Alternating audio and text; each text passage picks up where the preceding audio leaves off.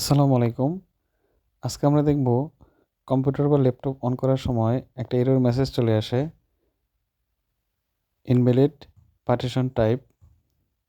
তাহলে চলুন দেখি এই ইনভ্যালিড পার্টিশন টাইপ এরর মেসেজটা কিভাবে আমরা সলভ করব। এজন্য প্রথমে আমরা ল্যাপটপটিকে পাওয়ার বাটন প্রেস করে অফ করব। পুনরায় পাওয়ার বাটন প্রেস করে ল্যাপটপটিকে অন করব। সাথে সাথে উইন্ডোজের বুট মেনু কিবোর্ড থেকে প্রেস করব। প্রেস করতে থাকব যতক্ষণ পর্যন্ত বুট অপশন না আসে। বুট মেনু অপশন আসার পরে আমরা চলে যাব বায়োস সেটআপে। বায়োস সেটআপ থেকে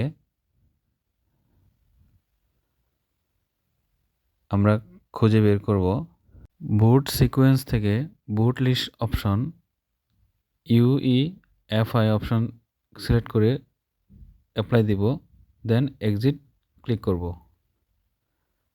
দেখবেন ল্যাপটপটি রিস্টার্ট হবে।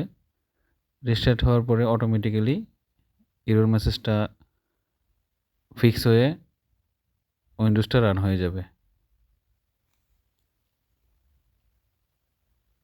দেখুন উইন্ডোজটা কিন্তু রান হয়ে গেছে, আমাদের এরর মেসেজটা চলে গেছে। এখন যদি আপনি আপনার উইন্ডোজের মধ্যে ইউজার অ্যাকাউন্ট থাকে, আপনি ইউজার আইডি পাসওয়ার্ড দিয়ে লগ ইন করে আপনি আপনার ডেস্কটপ মোডে গিয়ে কাজ করতে পারবেন।